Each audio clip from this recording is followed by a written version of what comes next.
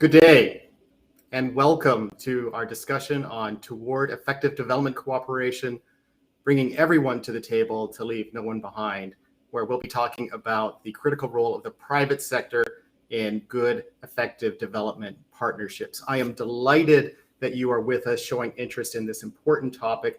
I am your moderator for today. I'm Kim Betcher from the Center for International Private Enterprise. To begin, I'd like to thank Business Call to Action for hosting this forum, and also the government of Germany for sponsoring the Kampala Principles we'll be learning about and some of the case studies that we'll be featuring.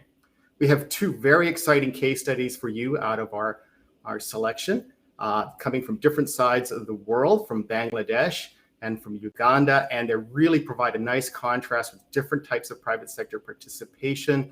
We have a story of crisis management, crisis response, and we have a long-term and forward-looking story from Uganda about cloud technology and livelihoods for farmers.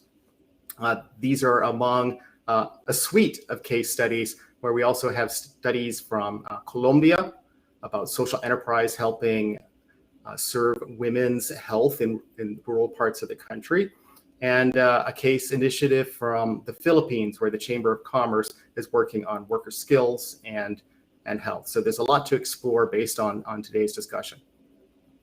I'm going to introduce our perfect panel for you because we have two people representing these case studies who have been leaders in these programs, and two global experts who are really behind bringing all of this together and the birth of these Kampala Principles. So when I say Kampala Principles, they're relatively new. They were launched in 2019 at the United Nations in a senior level meeting of the Global Partnership for Effective Development Cooperation. So you may only just now be hearing about them. And these provide really a good partnership framework. If the private sector is going to join like other sectors in development cooperation, how do we go about that? We know that to get back on track to achieve the Sustainable Development Goals by 2030, we need participation from all sectors of society, and the private sector is especially important for its resources, for its ingenuity, and its reach.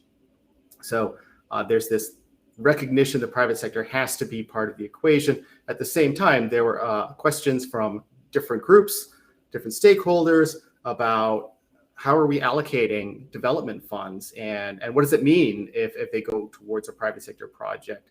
Are we seeing the results from these kinds of initiatives, and what is the potential impact, positive or otherwise, for different stakeholder groups? And since it's still a relatively new area, it was important to have a framework for thinking about things for scaling up private sector engagement in a principled and effective way. You see, we have a slide displayed for you that summarizes in the short form these 5 principles. And if you are familiar with development cooperation and the Busan process, you may see that there's a parallel structure here. Just to give you the flavor of what we're talking about, we have principle on inclusive country ownership, which means that there should be inclusive process. Development partners and governments should have an inclusive process to set goals and align projects with those goals. Results and targeted impact. Number 2 is about keeping the focus on development and also aligning core business interests with development. Principle 3 about inclusive partnership is about dialogue, consultation, and bottom-up partnerships, accessible partnerships. Number 4, transparency and accountability, all about the metrics and the measures and getting the word out that you would expect and need from a good project, and then leave no one behind is an overarching principle that motivates so many of us in making sure that funds are going to the right places and the private sector is playing the right role. All right, that's the entire lecture that you're going to get from your moderator. We're going to turn to the real stories behind this effort to form good partnerships and the case studies themselves. The expert panelists today, we have first Dr. Ute Bolhoff, who is Director, Minister of Economic Cooperation and Development from Germany, and she has served in both the private sector and the public sector. She has been Director General for Multilateral Policy at BCtA and has had a lot of interesting assignments in places like Palestine, Pakistan, and Egypt. We have George Moreira da Silva at the Development Cooperation Directorate of the OECD. So he's really at the nexus of all of these development efforts among many countries. He happens to be a former Minister of Environment, Energy, and Spatial Planning for Portugal and has been a member of Parliament, among other things. In this case process, I had the great pleasure to get to know Dr. Shamin Zahan from Bangladesh, Head of Ecosystem and Business Development, Digital Healthcare Solutions. She's a global health professional, and she has been the manager for BRAC International Health Programs. I was impressed to see that she's been on the steering committee for Gavi, the Global Alliance for Vaccines and Immunizations. So welcome, Dr. Zahan, and really excited that we have Michael Piddlecow from SAP. Michael is Senior Government Affairs Specialist, Economic Development Cooperation, has had a career also public service and private sector. So he's been a civil servant in local and state government. He's taken that expertise into positions in SAP on government, but a variety of other sectors, including healthcare and agriculture, and is a thought leader in digitalization in developing countries. Thank you so much to our panelists for joining us. We're going to start with a conversation between George and Uta. And to kick things off, I'd like to get your take on these Kampala Principles. Uta, let's start with you. Why did you get involved with these Kampala Principles? I mean, what was the idea? What brought you into this? Thank you for having me in this important conference in the margins of the UNGA and to really discuss how we can advance our commitment to deliver on the 2030 agenda. And I think we can only get there together, public sector, private sector, donors, communities, unions, and the private sector is really key. And not only as a financier or an ATM, it's really a genuine partner with its knowledge and experience to particular scale solutions. And that's why, we as Germany really are keen on mobilizing the private sector and doing our share in terms of financing and activating towards a sustainable development. And during our G20 presidency, we launched the Compact with Africa, which by now is very successful. And we really believe that it's about how we work together to ensure most of every euro is best invested. And let me say, as a former GPEDC co-chair, we remain committed to the effectiveness agenda. It's a key pillar of the 2030 agenda and the financing agenda, as we just discussed during this week. And it's reflected in the work of the Global Partnership for Effective Development Cooperation on Private Sector Engagement that supported the Kampala Principles. It builds on existing guidelines. I mean, there's a lot of normative guidelines out, Global Compact, but it really stresses and emphasizes the angle of effectiveness. As you have shown, Kim, on stressing the importance of transparency, inclusiveness, results, and particularly leaving no one behind during these days. And I think it's all the more important when we now discuss the recovery from the pandemic to do this. And if I may close on a personal note, Kim, you already mentioned it. I have been working 10 years in private sector, having been with McKinsey. So it's really a key belief of me personally to bring together the private sector and the public sector. And Germany is really committed to champion this work and to work for good results for people and planet by bringing everybody in multi-stakeholder alliances together. Over to you. Yes, the multi-stakeholder aspect is very distinctive and important. George, let me ask you, I mean, you are very familiar with strategies for private sector engagement, for financing, for development. Why did you see the need for something new here and to have this Kampala Principles framework? Thank you, Kim. Thank you, Kim. It's great to be with all colleagues today, and well, having this dialogue with Huta, with whom we have worked extensively in preparing this Kampala Principles, but also in many development cooperation issues. As you know, the DCD, the Development Cooperation Directorate within the OECD, we are the Secretariat of the DAC, but we are also with UNDP, the Secretariat of the GPDC. And we have seen clearly that there was the need to better link the two agendas, the financing for sustainable development, but also the effectiveness agenda. And clearly, if we go to the why, the high-level meeting in Nairobi was really a game changer in the issue to bring private sector much closer to the effectiveness agenda and not just to the financing agenda. Because on the financing agenda, they are quite present on blended finance, on impact investment, on climate finance, but on effectiveness, that was not sufficiently clear. So clear mandate that we received from Nairobi in 2016, but then I think that what was really the issue that changed the entire perspective was the data. The analysis that we conducted with UNDP at country level in Bangladesh, Egypt, El Salvador, and Uganda. Why? Because when we reviewed the 900 projects that involve the local and the international private sector, half of them blended finance projects, we identify some issues that were quite surprising. For example, at objective level, only around 5% of the projects explicitly refer to rural, remote, or underserved locations. This was very important for us to work in developing the principles 2 and 5 that you just presented, Kim, at the beginning of this dialogue.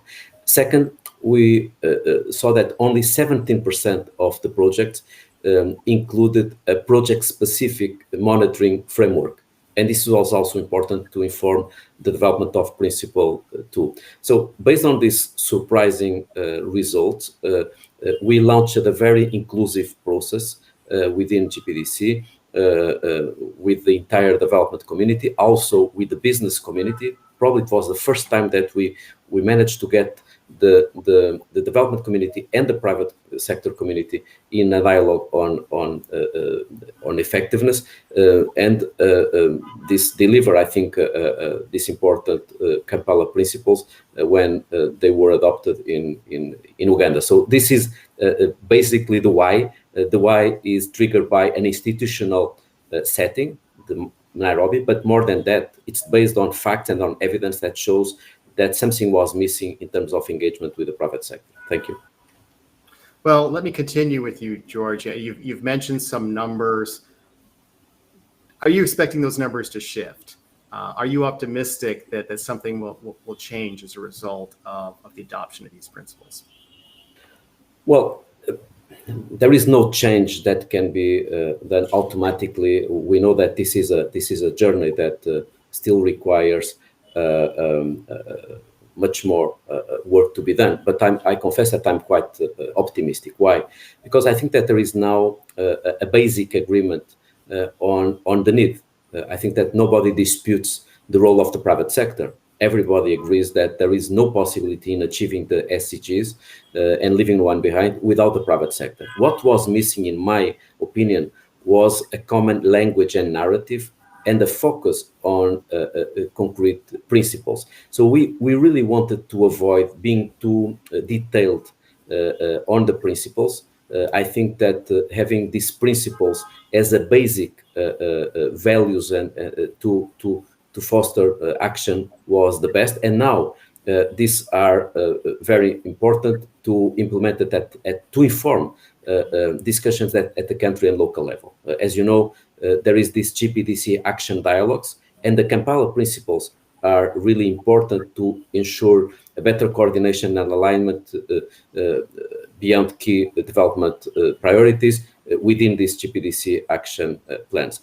I also think that the Kampala Principles offers an opportunity for learning, but learning in a systematic manner. We all know that there are several learning exercises, but now we have the chance to learn based on these principles.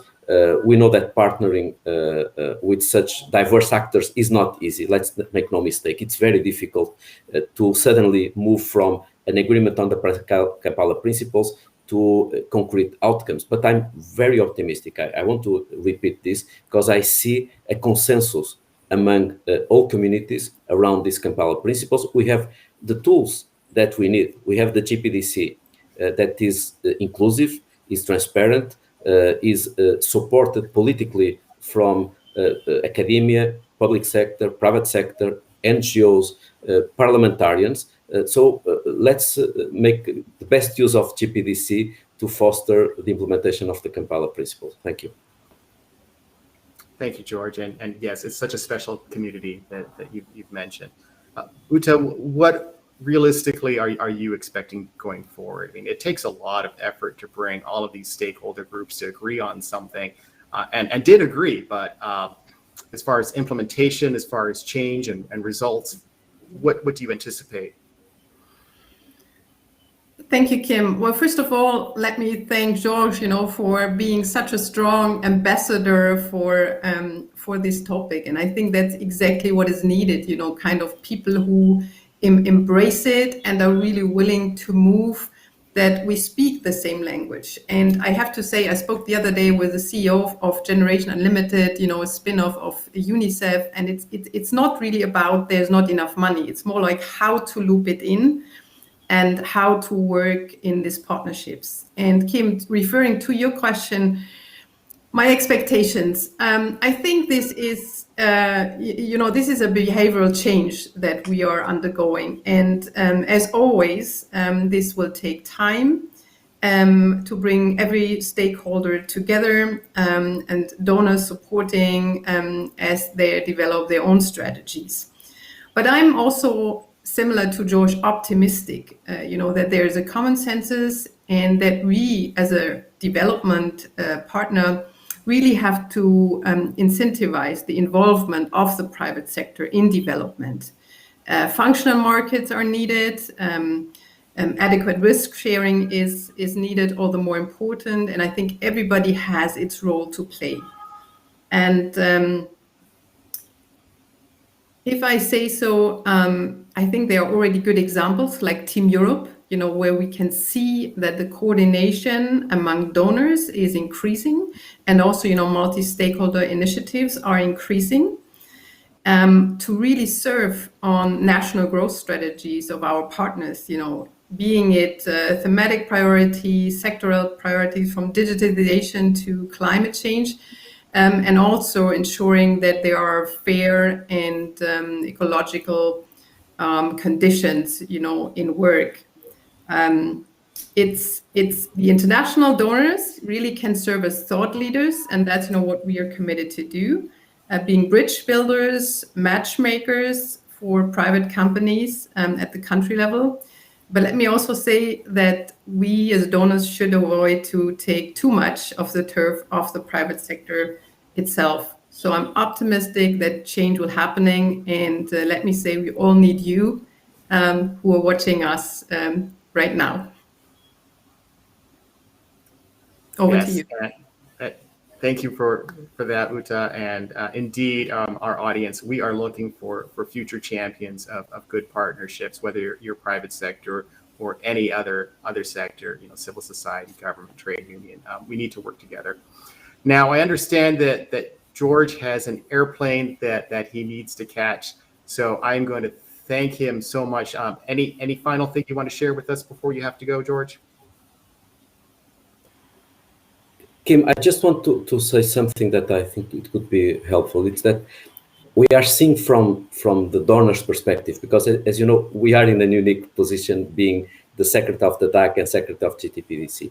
And as secretary of the DAC, if I may, we see the donors clearly committing in this agenda, and that is being revealed. When I mean this agenda is bringing the private sector into the effectiveness agenda. We are seeing that from the peer learning exercises that we have conducted in the DAC, but now also when through the peer reviews, we realize that the Kampala Principles and not just the financing agenda is already being clearly addressed by development cooperation agencies within the DAC, and there are several examples that I'm sure that today will be identified. For instance, the process. There are several donors developing more comprehensive frameworks that help coordinate intergovernmental efforts between different ministries and government bodies such as DFIs, investment agencies, thematic funds, chambers of commerce, etc. So what we are seeing is at the DAC, the Kampala Principles are also being fundamental to shape new collaboration.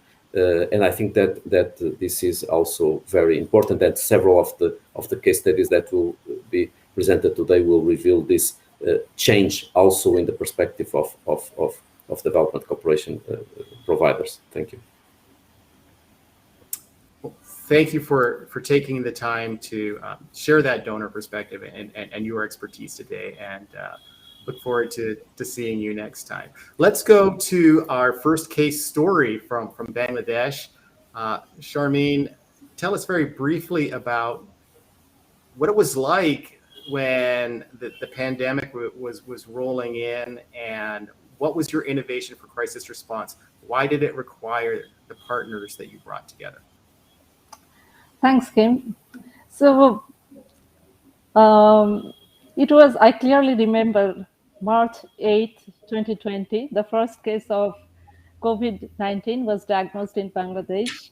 And since then, our government has prioritized increasing testing for COVID-19 following the World Health Organization guideline. However, the testing was mostly in Dhaka city, where there were much public fear and people are queuing up, and actually not everyone was getting tested. And there was also shortage of resources for testing. And basically, our government was rationing the testing kits, personal protective equipments, etc.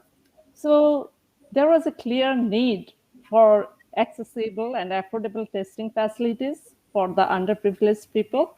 And these people are mostly low income and they live in mostly dense populated area.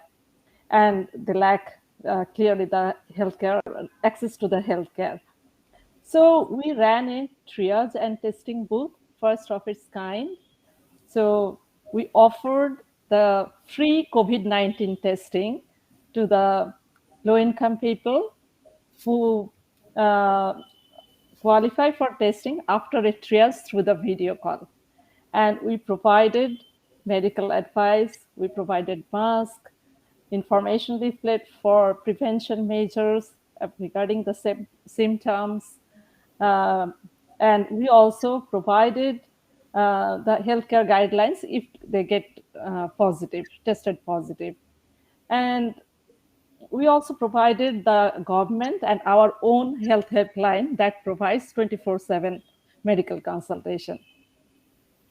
So in Bangladesh, actually, digital healthcare solutions, one of the private digital healthcare provider, but still during that time, we thought a combination of virtual and facility-based care might help the population best.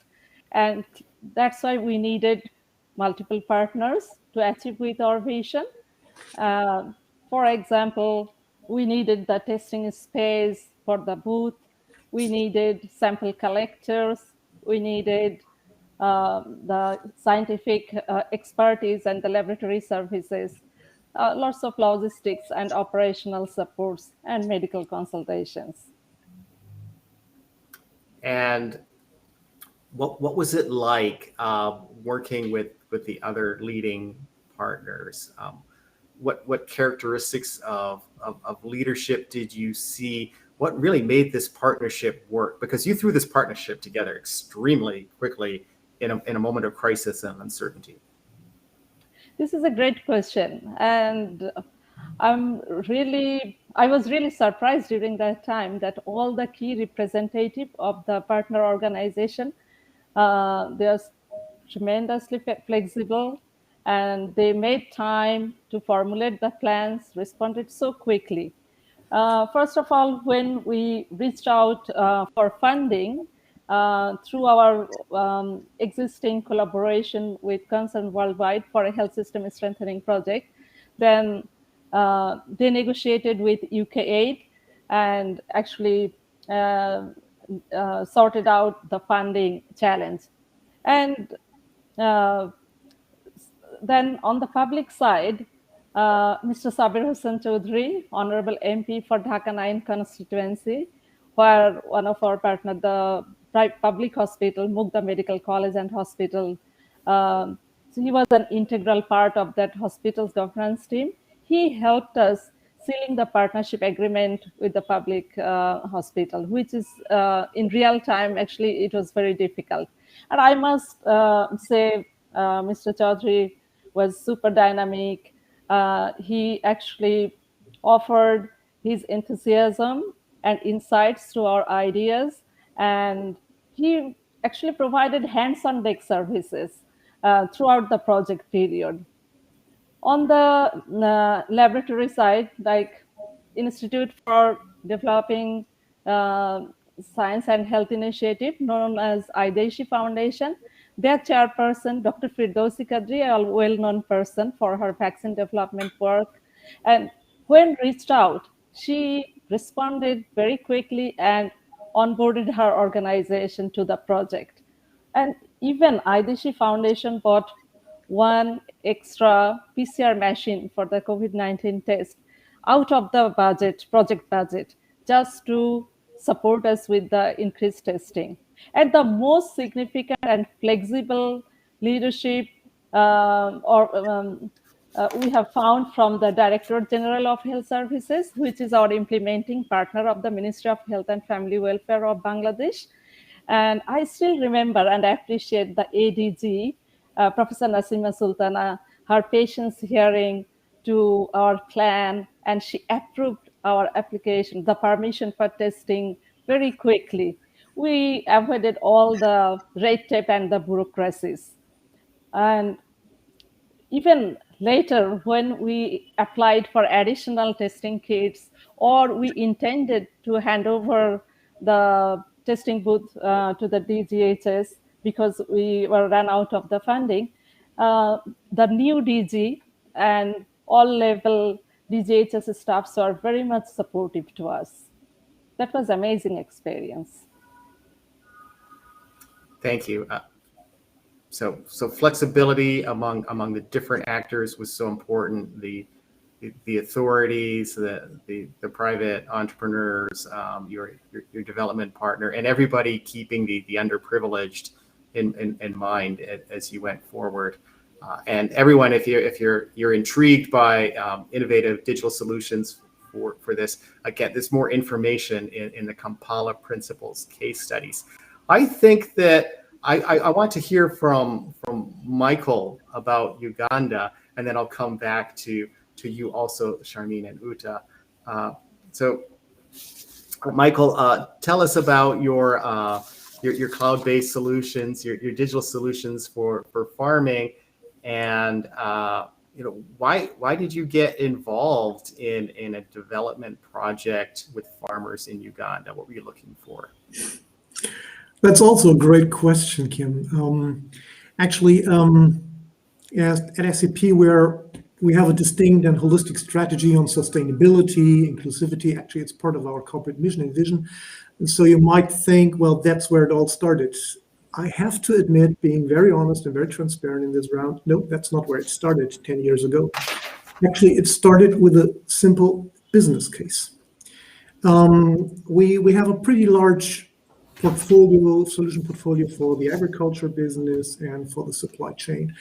And approximately 10 years ago or so, we recognized functional gaps. So very business driven. And those functional gaps were in the last mile sourcing. And at that time, we didn't think about any development benefits coming from it, but we thought about our customers. There was a need for better traceability if our customers, food processors, dairy processors, work with smallholders, better traceability. That was the time when this became even more important. There was a volatile pricing. It was about mitigating these type of things. And the need for better and more sustainable sourcing, that's where we started. And all of this obviously very challenging in an almost completely informal sector. So that was the business case. And very early in the process, we started in the context of the African Cashew Initiative to create a solution that actually helps smallholder farmers to get a more stable price point for the product, to become a more reliable, constant revenue stream, to get a more reliable, constant revenue stream. And we helped the processors to get more engaged with these smallholder farmers. And then in very early days, we started to understand, well, this is not only a functional thing, it's not only a business case, it's also a development case. But I have to admit, as I said, we didn't start there, but we learned it very early. And this was also because we worked with the Bill and Melinda Gates Foundation at that point in time in this Africa Cashew Initiative. And so we moved our focus a little bit, made it a bit broader than that. And then a large cacao processor in West Africa became interested. There were 20 installations in the field of this solution that helps to engage with smallholder farmers, as I explained. And 6 years later, the product was on our price list.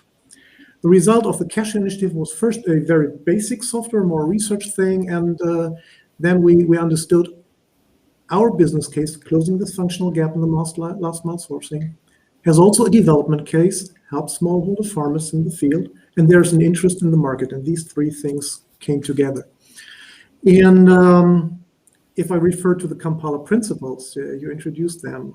It was before the Kampala Principles were even announced. But there's a clear link to 2B, right? Ensure sustainable results by aligning core business. We have a functional gap. We need to serve our customers. And development interests, helping smallholder farmers. And what is pretty clear, we would not have gone this far over almost 10 years now working on this, and the benefits would not have materialized, especially also for the smallholder farmers, if there would not have been a clear business case for us, but also for the cacao processor. And this is where these things came together, mutual interest. All right. The vision of accessible technologies for farming, for smallholders, this has been around for some time, and it's quite exciting that the technology that's available that you are providing. But I always feel like technology is not the answer to development by itself. And I wonder if you could tell us how the partnership framework that you found or created in Uganda was important to the success of your project. I'm with an IT company, so you may be surprised when I say, Kim, you're spot on. Technology is not the answer. At least it's just an enabler. So what was key to this Uganda case, and we have quite more of these installations now in the field, especially in Africa, but what was key to Uganda was the inclusive partnership, Kampala Principle number 3. So when we entered this case, there was a consortium that did exist. We started there in mid-2017. And actually it was a PPPP, not triple P, but 4 Ps. They called it Public-Private Producer Partnership, which is pretty important in this context. There was IFAD involved, the International Fund for Agriculture Development. They provided general expertise. There was the government of Uganda involved because there was a need to reskill 2,000 fishermen that used to fish in Lake Victoria, but did not make enough money anymore because the number of fish was declining, so they had to be redirected in another area. That was the interest of the government of Uganda. And there was an organization called Field Stuff, which has very local roots, and they provided the social aspect, cultural sensitivity, local knowledge, all what is needed to be really successful in such a case. So that's the PPPP. As I said, these 2,000 fishermen had to find a new income. And the basic idea at that point in time from the private sector was that it was called nucleus estate. So it's like an onion. In the middle, there was a small processing plant in the center. Then the idea was there's layer one around it, company managed palm oil seeds. This is about palm oil. And then there's a layer two around it. That is smallholder managed fields. And the smallholder would have purchase guarantee. There were two of these nucleus estates. But it became very early clear that such a concept bears risks, right? And leave no one behind, mitigate those risks, no risk to all the stakeholders. And the risk for the smallholder was to be locked in with this private sector producer. And the risk for the processor was obviously the lack of reliability of the producer's informal sector. So how to deal with it? This led to the quadruple P, and it means the processing plant is owned by a legal entity called OPUL. Don't ask me what OPUL exactly stands for, All Producing Uganda. I don't recall the L, to be very honest, at this point in time. And this entity is owned by all stakeholders, all working together. They form a consortium. They have different shares, of course, but all are engaged and all benefit from the success of this food processing. Interesting detail, and because it's also about transparency, the palm oil price, the global palm oil price is very volatile. So there was also the problem how to price it. And they all came to the agreement that they will go for the Malaysia palm oil price. You may or may not know that Malaysia accounts last year for, I think, more than a third of the world's palm oil production. And every month, all of them are sitting together to agree on the price. Our role as SAP in this consortium is just enabling all of this, because you can imagine doing all of this on paper is literally impossible, right? So we provide the transparency, we help to drive efficiency, better processes, also more loyalty of the smallholder farmers. And it's a scalable solution. So as I said, Uganda is one case, we have many other cases also in other commodities. So this is where we are now, but we will now want to shift into the next gear, if you allow me to add that one. Because so far we're just a service provider. Again, leave no one behind, mitigate risks. In the cloud solution, there are, as we speak in the last 3 years, 500,000 data points already. It has high potential in a data-driven economy. It provides opportunity, but it also bears risks, right? It's again, two sides of the coin. And that's why we want to shift into next year. We have handed in a project proposal to the German Development Agency. SAP is a Germany headquartered company, so that was obviously our first choice, to jointly develop guidelines for this type of projects in business based on the lessons learned and best practices. So we also want to give ourselves boundaries together with the public sector development cooperation. We're doing this already informally, but we want to formalize it now. So yeah, that's let me pause here. I could talk another hour about it, but let me pause here. I appreciate the honesty in talking about risk. We need to build trust among partners, and we need smart ways to manage risks for all sides. Yes, I would love to talk for hours about these case studies. In fact, I have talked to each of you for hours about these experiences. They're very rich. In Bangladesh, hearing about how an innovation in South Korea sparked a new idea in Bangladesh, or hearing about how on this island in Lake Victoria, Kalangala, the poverty rate has just been amazing. Maybe SAP gets a little bit of the credit here, but it dropped from number 71 among the districts in the country, poverty dropped and per capita income rose. So it went from number 71 in the country to in the top 10 in the country over a period of about 10 years. So worth looking at. I would like to really keep the focus on the learning, though, and we'll get to a few questions from our audience. If you want to ask a question, you can still enter in the chat. And I see some excellent questions coming in. So going to the learning now, Shamin, what did you learn from this experience? I mean, the reality is we talk about collaboration. Partnerships usually don't work. So what did you learn from this, and how does that relate to the principles? Well, the learning was enormous. Even it was a small project of short duration, and I could actually talk about the learnings for longer, but I would like to just mention a few of them here. First and foremost, it needs good intention to building up trust. And this is also quite important to create a good market for future business. And it was COVID time, at the outset of COVID, and it was unprecedented time. That's why we didn't think of profit making or any business from the testing booth.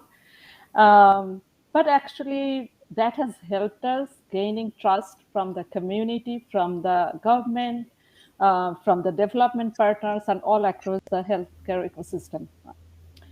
Then, through rapid innovation, and that is actually based on the openness in new ideas and partnership with the new partners, that has got tremendous potential to solving the most pressing issues in our healthcare areas. And that's how we can actually reach to the community as fast as we can. Then I would like to mention about the transparency and accountability. Like, we maintain very clear partnership, very clear communication with all the partners. And that's how we solved day-to-day problems that was within the project, running the project. And that's how we are quite mindful about providing the better service, keeping our standard high. One of the important learning was leadership at all levels, not only in the high-ups in the institution, on each organizations. Good teamwork, strategic thinking, shared empathy, or more specifically, like compassion for the disadvantaged people. All these glued the partnership together. And maybe lastly, adapting to the changing circumstances. All of the partners, including us, we look beyond our regular strategic operating models. Thank you. And thank you for setting an example. Michael, in every market, in every development challenge, in every community, there are surprises. And in this project, what challenges, surprises, frustrations did you encounter? What did you learn from this experience? Before I answer your question, Kim, please allow me to first echo Shamin. I would sign each and every learning, and I really admire what you're doing there in Bangladesh. So that's great stuff. But now going to your question.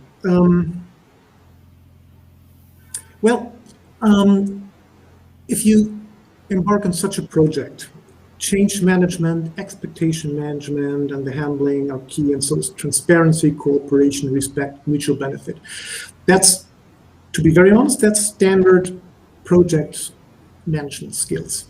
And the Kampala Principles just take it to the next level by adding additional stakeholders in many of these principles. So from that perspective, how we will use the Kampala Principles in the future. We have done so in the past. We will continue and just interact with more stakeholders. What is the key learning in this context?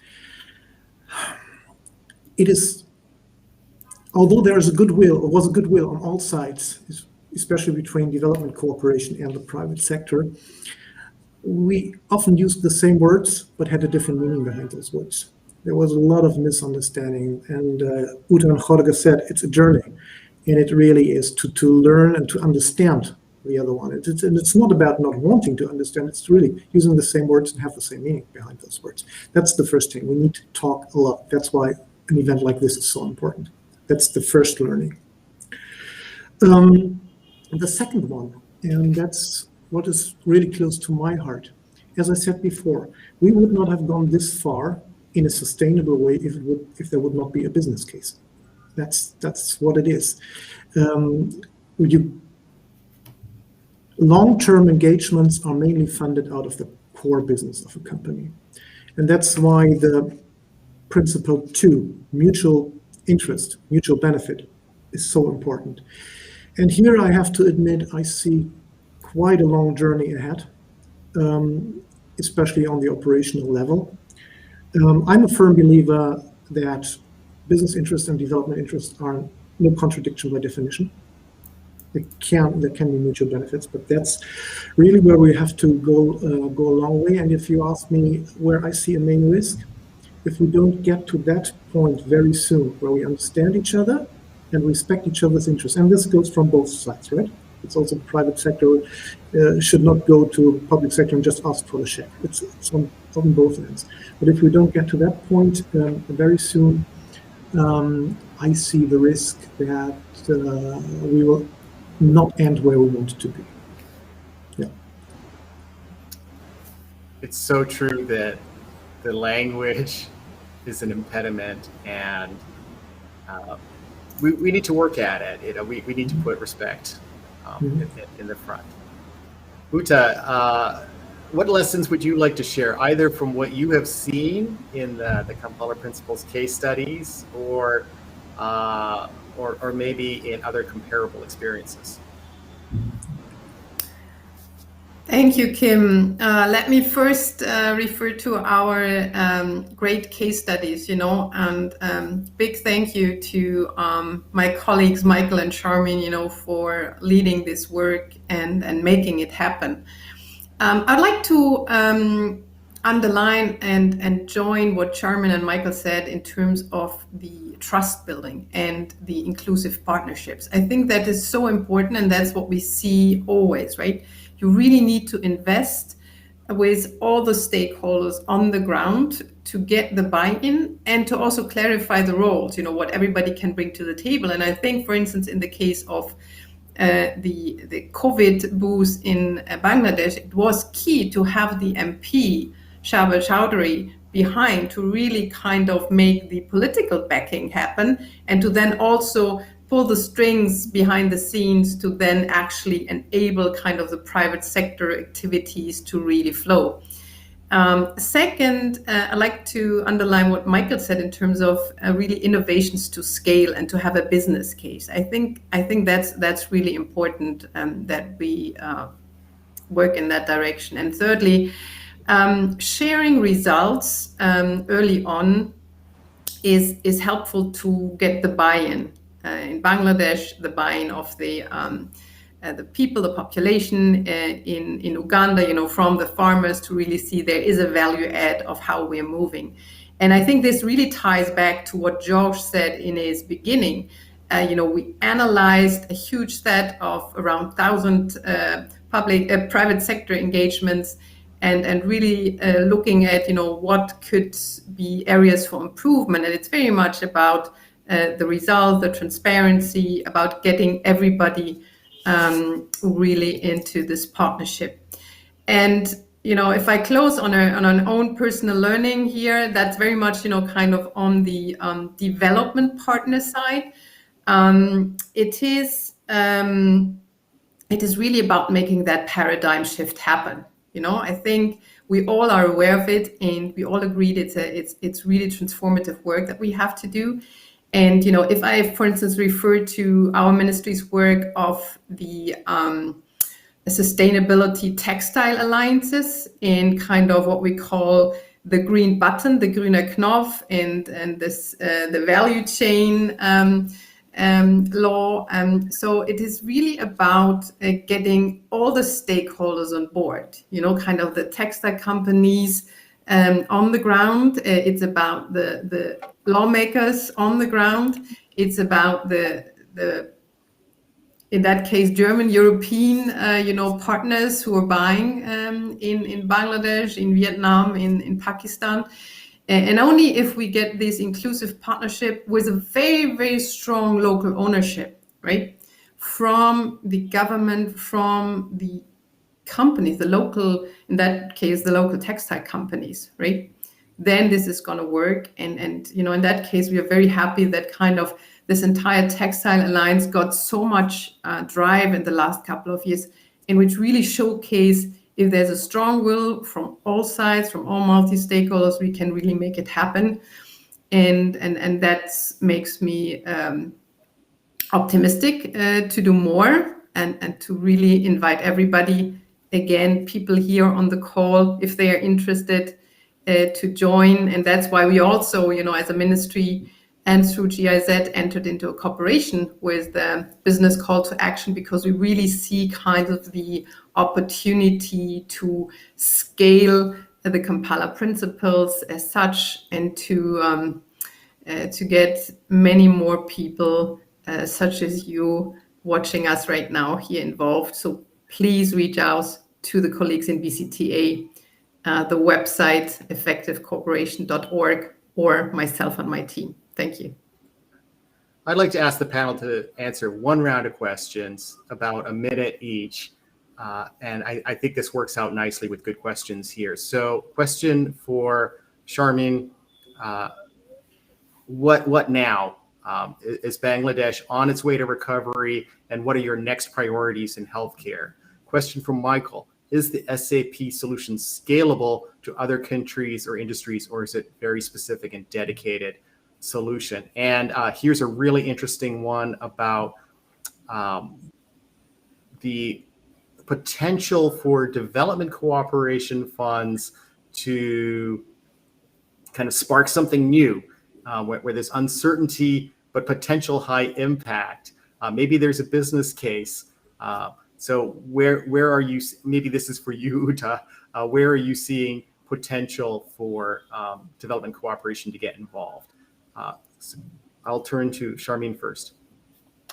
Okay, so actually, COVID has actually exposed the the challenges in our health system. And not only that, at this moment, vaccination is a big issue. A very minimal percentage of people been vaccinated. So of course, we need to ensure all people are vaccinated to ensure all our personal safety. And alongside that, the non-communicable disease, that's actually killing lots of people. And this is not uncommon like other global pictures. And the climate change issue, like due to the climate change, people are not getting the access to healthcare. And at the same time, many people in Bangladesh are suffering due to the direct or indirect effect of climate change. So like the dengue is at this moment one significant health problem in our current time. So challenges are more like, so we can't really wait, like vaccinate people, wait 2-3 years and do things one after another. We need to do to work all front together. So the combating the communicable disease for the maternal neonatal child health, the non-communicable disease, the climate change issues all together. Michael? The question was whether this solution is scalable. It is scalable.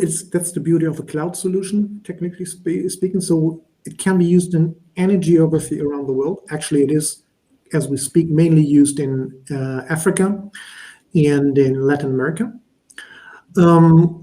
Is it scalable to other industries? As we speak, we are mainly working in the agriculture industries with different commodities like dairy, cacao, coffee, you name it. But it is scalable to any other industry where you have to integrate the formal sector and the informal sector. To give you an example, there is an installation running in Ghana where plastic waste pickers, the informal sector, are connected to a recycling company reusing this plastic. So it can also be used in completely different industries. So the clear answer is yes, yes. Thank you. Uta? Very briefly, I think, it's one key topic, the risk sharing, and that's, what we are aiming to do as BMZ through our partner KfW, by providing like structured funds. For instance, we do have recently launched a fund called Grow Africa, where we are aiming to support many small and medium enterprise companies, startup companies in Africa. And it's exactly that approach, that you put the high risk money for the fund from the government, and then you add and loop in, private sector capital. So that's one example to be shared here. Terrific. Well, again, like Uta said, the whole reason that we are here today is to activate more involvement around these partnerships, around the Kampala Principles. Maybe you in the audience can become a Kampala Principles champion, like Shamin, like Michael, and you can start by learning more. You can tell your stories, and you can start really thinking through your partnerships, whether you're private sector, civil society, an official philanthropist, you name it. There's an angle for you to engage and build these bridges for better cooperation. So thank you again to Business Call to Action, and please, a very warm round of virtual applause for our distinguished panel. Thank you very much. Pleasure to be with you. Thank you. Thank you, Kim. Thank you.